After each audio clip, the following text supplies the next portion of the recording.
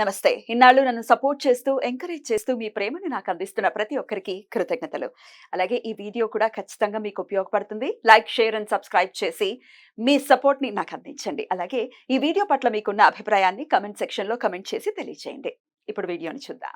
నమస్తే. Welcome to our channel. నేను పద్మిని. ప్రస్తుతంతో పాటు ప్రముఖ ఆధ్యాత్మికవేత్త, ఆస్ట్రోన్యూమరాలజిస్ట్, ఎనర్జీ వాస్తు స్పెషలిస్ట్, శ్రీ విద్యా ఉపాసకులు శ్రీమతి జయప్రద గారు మనతో పాటు ఉన్నారు. మాట్లాడదాం. నమస్కారం అండి. నమస్తే అమ్మా. శ్రీమాత్రే నమః. ఎలా ఉన్నారు? బాగున్నా. ఈ రోజుల్లో పుట్టిన వాళ్ళు ఎలా ఉంటారు అనేది చాలా బ్యూటిఫుల్ గా ఎక్స్ప్లెయిన్ చేస్తూ ఉన్నారు. శనివారం నాడు పుట్టిన వాళ్ళు ఎలా ఉంటారు అని అనుకోవచ్చండి. తప్పకుండా శనివారం పుట్టిన వాళ్ళు చాలా మంచి వాళ్ళేనన్న వీళ్ళు. చాలా మంచి వాళ్ళు, కష్టజీవులు, ఎప్పుడు కష్టపడుతూ ఉంటారు వీళ్ళకి. శనివారం జనరల్ గా ఏంటంటే దుర్ముహూర్తాలు, వర్జము, రాహుకాలం అన్ని మార్నింగ్ పూట చాలా ఇబ్బంది. మార్నింగ్ పూట పుట్టారంటే ఇంకా వాళ్ళు లైఫ్ లాంగ్ స్ట్రగుల్స్ ఫేస్ చేస్తూనే ఉంటారు వాళ్ళు. ఏదో ఒక పని అవుతూనే వాళ్ళకి ఇబ్బంది పడుతుంటారు. కానీ వీళ్ళు బాగా రెస్పెక్ట్ అంటే పెద్దవాళ్ళంటే చాలా మర్యాద, గౌరవము, ఇంట్లో వాళ్ళని బాగా చూసుకోవాలి, ప్రేమగా ఉండడము అన్ని ఇష్టపడతారు. వాళ్ళకంటే చిన్నవాళ్ళని, పెద్దవాళ్ళని అందరిని చూసుకుంటారు. కానీ వీళ్ళకి మాత్రం కష్టాలు తప్పవు శనివారం రోజున.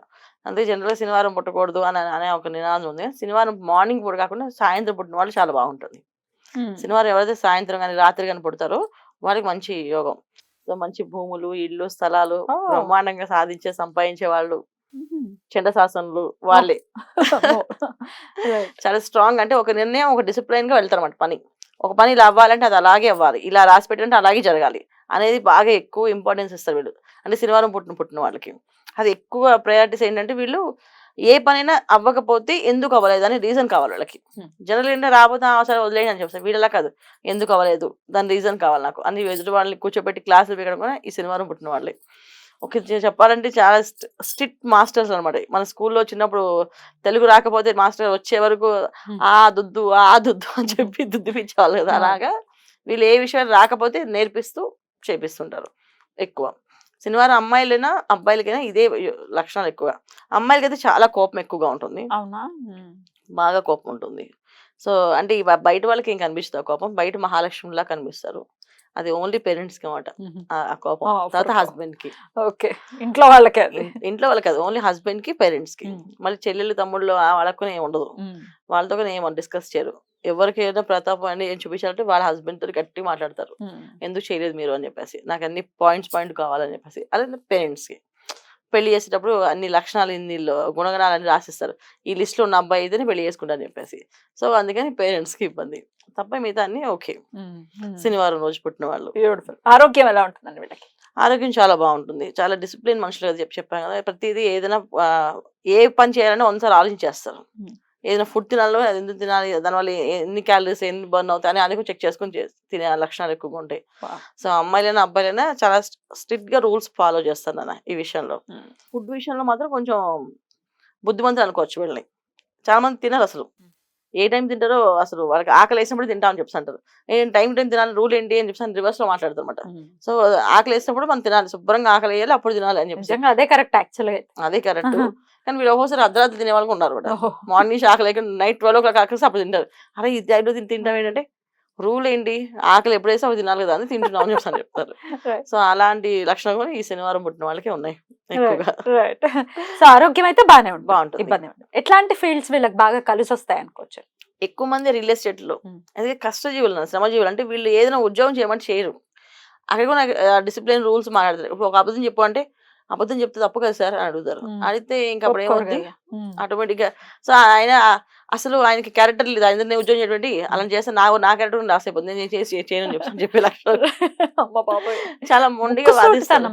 బాగా ఎక్కువగా ఉంటుంది అన్న. దానివల్ల ఏంటంటే ఎక్కువ చిన్నప్పటి నుంచి వీళ్ళకి ఏంటంటే వాళ్ళ దగ్గర వీళ్ళ పనిచేయడం ఏంటి, మనకి వచ్చి కదా ఇవన్నీ మనమే చేసుకోవచ్చు అనే లక్షణం ఎక్కువ ఉంటుంది. ప్రతి దానిలో పొదుపు, ఆలోచన విషయాల్లో, డబ్బులు, లెక్కలు, ఎంత పని చేస్తే ఎంత డబ్బులు వస్తాయి, ఇవన్నీ కూడా వీళ్ళకి బాగా ఎక్కువగా నాలెడ్జ్ ఉంటుంది ఆ విషయంలో. అందుకని వ్యాపారాలు ఎక్కువ ఇష్టపడతారు. కానీ అనేక రకమైన వ్యాపారాలు చేస్తూ ఉంటారు. చాలా స్ట్రగుల్స్ ఫేస్ చేస్తుంటారు. బాగుంది, బ్రహ్మాండంగా ఉంది అనేది చాలా తక్కువ మంది. చాలా మంది ఇబ్బంది పడే వాళ్ళు ఎక్కువ మంది ఉంటారు. అది కానీ వాళ్ళ ఒక డిగ్నిటీ మాత్రం ఎప్పుడు ఎక్కడ తగ్గదు అనమాట. వాళ్ళు ఇబ్బంది పడినా సరే ఎవరిని ఒక రూపాయి అడగరు, చేసి అస్సలు నా దగ్గర లేవు, నా దగ్గర ఇంతే ఉన్నాయి అని అనరు. వీళ్ళ లేకపోయినా వాళ్ళు ఎవరిని అడిగితే వీళ్ళు వస్తే సరే అప్పు చేసిన వాళ్ళకి ఇస్తారు. ఉమ్. సరే పోన్లే అడిగారు కదా ఉమ్. మనం లేవని చెప్పకూడదు అని చెప్పేసి ఇస్తారు. అలాంటి లక్షణం ఎక్కువ మాట శనివారం పుట్టిన వాళ్ళకి. బ్యూటిఫుల్. ఇప్పుడు త్రయోదశి తిథిని శనివారంతో అనుసంధానం చేస్తూ చాలా విశేషవంతమైనటువంటి రోజు అని ఖచ్చితంగా చెప్తారు. శని అవునవును. త్రయోదశి ఒకవేళ అది ప్రదోషంలో ఉంటే ఇంకా మరి విశేషంగా కూడా విశేషం చెప్తూ ఉంటారు. చెప్తారు. మరి ఇదే శనివారం పుట్టిన వాళ్ళు అది ఆ రోజు త్రయోదశి కనుక అయ్యి ఉంటే తిథి ఎలా ఉంటారండి వాళ్ళు? ఖచ్చితంగా 2 రకమైన ఇబ్బందులు ఉంటాయి వీళ్ళకి. ఒకటి మంచి ఆరోగ్యవంతులుగా ఉంటారు. 2 ఆరోగ్య ఇబ్బందులు కూడా ఉంటాయి. మూడోది ఏంటంటే బాగుంటుంది అది. ఎందుకంటే శని త్రయోదశి వేరు, వీళ్ళు పుట్టడం వేరు నాన్న. శనివారం పుట్టడం అనేది చెప్పారు మీకు ఆల్రెడీ. ఇన్ని కష్టాలు కొంచెం ఇబ్బందులు ఉంటాయి. అది రాత్రి తిథి ఒకవేళ త్రయోదశి అయితే ఎలా ఉంటుందన్న? త్రయోదశి తిథి వేరు, మళ్ళీ దాని లక్షణాలు వేరే ఉంటాయి. వేరే 2 ఉంటాయి. మిక్స్ చేసి దీంట్లో రాదు. శని త్రయోదశి సపరేట్ మళ్ళీ మనకి. శని త్రయోదశి రోజు పుట్టడం అనేది ఒక రకంగా యోగం అనొచ్చు, ఒక రకంగా ఇబ్బంది అనొచ్చు. అది so life long struggles face చేయాలి. వివాహం అవ్వకుండా ఆలస్యం అయ్యే వివాహాలు ఆలస్యం అయ్యే అవకాశం కూడా ఉన్నాయి. చాలా మంది వివాహం అయినా పిల్లలు లేకుండా, సంతానం లేకుండా ఉండే వాళ్ళు కూడా ఉన్నారు. 2 లేకుండా బ్రహ్మచారిగా ఉండే వాళ్ళు కూడా ఉన్నారు. ఇలాంటి లక్షణాలు ఎక్కువగా ఉంటాయి. ఎందుకంటే అది త్రయోదశి, శని త్రయోదశి అంటే శివుడిది అని చెప్పి అంటాం. ప్రదోషం అంటే ఇంకా శివుడి అభిషేకం అని చేస్తాం చాలా విశేషంగా. సో ఆ అభిషేకం అంటే ఇప్పుడు శివుడు ఒక్కొక్కసారి ఆయన కళ్ళు మూసుకొని ముక్కుండిగా కామ్గా శ్మశానంలో కూడా తిరుగుతుంటారు. సో వీళ్ళకి వైరాగ్యం ఎక్కువగా వచ్చేస్తుంది. సో వైరాగ్య తత్వం ఎక్కువగా కలుగుతుంది కనుక అంత గొప్ప రోజుగా చెయ్యను. వీళ్ళ డేట్ ఆఫ్ బర్త్ కాంబినేషన్ లో అది చెయ్యం. అలాగే వీళ్ళు అసలు వీళ్ళకి కలిసి వచ్చేటటువంటి డేస్ అండి. వీళ్ళు కలిసి వచ్చే రోజు శనివారం వాళ్ళకి శుక్రవారం బాగా కలిసి వస్తుంది. శుక్రవారం ఏ పనైనా వాళ్ళు శుక్రవారం వెళ్తే బాగా పని కలిసి వస్తుంది. ఇంకా శుక్రవారం బ్రహ్మాండంగా వీళ్ళకి అన్ని విషయాల్లో. మిగతా అన్ని కూడా కొంచెం కొంచెం తక్కువే చెప్పచ్చు. సోమవారం పర్వాలేదు, ఇంకా బుధవారం ఇంకొంచెం బాగా కలిసి వస్తుంది. అది కానీ బుధవారం జనరల్గా ఏంటంటే శనివారం పుట్టిన వాళ్ళు బుధవారం రోజు ప్రయాణాలు చేయకూడదు. దానివల్ల వాళ్ళకి కొంచెం ఇబ్బందులు వస్తాయి. సో అందుకే శుక్రవారం ఎక్కువ చెప్తుంటాను నేను. ప్రతిదీ శుక్రవారం చేసుకోండి, ఏ పనైనా శుక్రవారం చేసుకోండి, మీకు కలిసి వస్తుంది. ఎలాగైనా కావాల్సింది ధనమే వీళ్ళకి. ఆ ధనం అనేది శుక్రవారం అమ్మవారికి అనుగ్రహం కనుక లక్ష్మీ అమ్మవారికి పూజ చేసుకొని చెప్తాను. ఏ రోజు జాగ్రత్తగా ఉండాలి వీళ్ళు? ఆదివారం. ఆదివారం అసలు పడనటువంటి రోజు యాంటీ కాంబినేషన్ రోజు అది యాక్చువల్ చెప్పాలి వీళ్ళకి.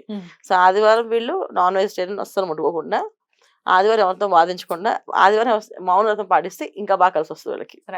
ఏమైనా స్మార్ట్ రెమెడీస్ ఏమైనా ఉన్నాయండి వీళ్ళకి జీవితం సాఫీగా వెళ్ళిపోవడం? తప్పకుండా.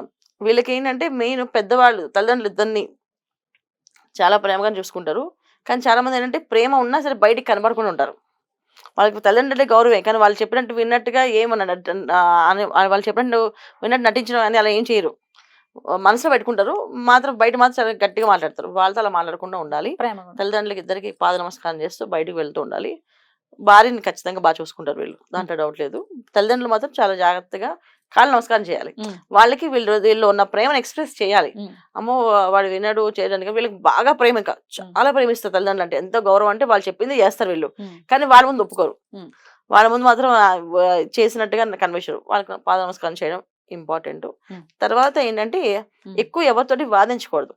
ఎక్కువ ఎవరితోటి వాదన పెట్టడం వల్ల వీళ్ళకి బాగా ఇబ్బంది పడుతుంది. ఎందుకు అంటే వాదించడం అనేది జరిగితే అది నెగిటివ్ ఎనర్జీస్ స్టార్ట్ అవుతాయి.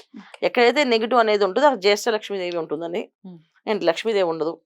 సో లక్ష్మి అంటే శాంతి స్వరూపంగా ప్రేమగా మాట్లాడి ఇంకా అనండి నాకు ఇక్కడ కూర్చోవచ్చు, బాగుంది ప్లేస్ నాకు అని కూర్చుంటుంది. అందుకని చేయొద్దని చెప్పి వాదనల జోలికి వెళ్ళకూడదు. చాలా బ్యూటిఫుల్ గా ఎక్స్ప్లెయిన్ చేశారు. ఈ 7 రోజుల్లో ఈ 7 వారాల్లో పుట్టిన వాళ్ళు ఎలా ఉంటారు అనేది చాలా అద్భుతంగా మాకు వివరించినందుకు కృతజ్ఞతలండి. నమస్కారం. నమస్తే అమ్మా. శ్రీమాత్రే నమః.